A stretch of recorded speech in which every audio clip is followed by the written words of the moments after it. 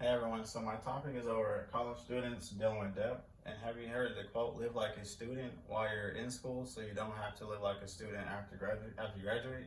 Which means if you take care of your student loan debt while in school, you'll be able to improve your quality of life after graduation. So you'll be able to make big purchases such as house or get married or however, whatever you think is important. You won't have that debt to hold you down. So um, I personally can relate because I have student loan debt as well, so I can't buy a house right now because of debt. And I believe students should be aware of debt management and know how to minimize student debt to improve their quality of life post graduation. So I'll be going into more detail about that one.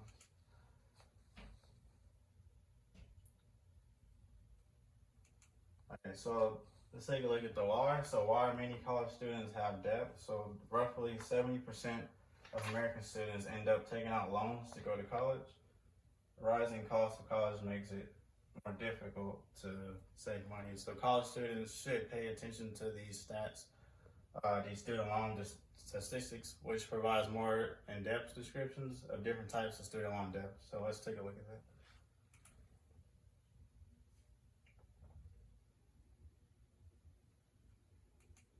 Okay, so here we have some numbers. We have by loan status, direct loan program, so loans and repayment. We have $719.2 billion in debt, and we have 19.3 million borrowers. And then we have the different loans, so the loans in deferment, loans in forbearance, loans in default, and loans in grace period. And over here we have the repayment plan. So level repayment plan, 10 years or less, it shows that 200.7 billion, and then it has 10.76 million borrowers. So, and there's more that they list. So graduated payment plan, have income base here, pay as you earn,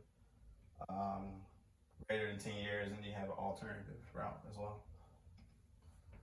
So now that you know about the steps, let's get into how to minimize student loan debt.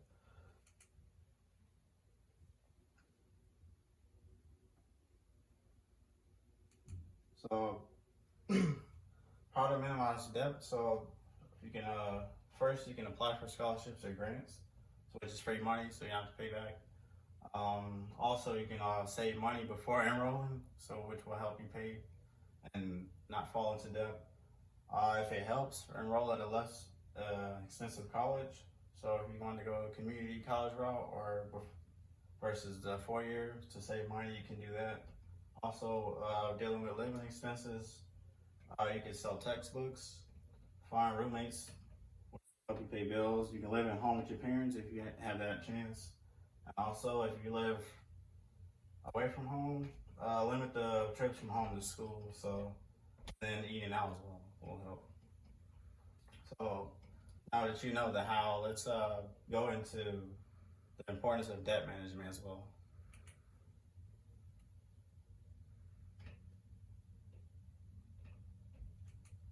So the importance of debt management. So what you need to do is creating a budget that is realistic. So if you sacrifice and create a budget, that will definitely help you. Paying off interest on your student loans. Interest can get really crazy, so take care of that. Also, building an emergency fund will help. So you can rely on that instead of other things such as credit cards. So avoid credit card offers as well.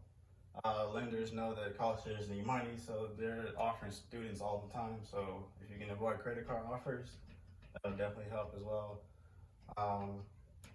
Before making any payment or any debt, students need to know the terms of deferments, forbearances, and grace periods.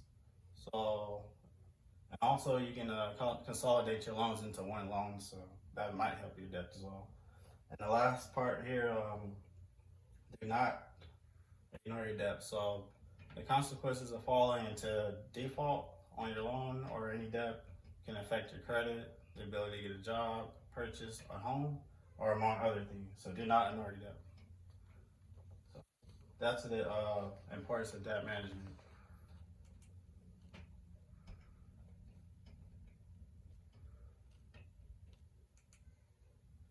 So hopefully all college students will use the tools of debt management and make wise decisions when dealing with debt. And remember, live like a student while you're in school so you don't have to live like a student after you graduate.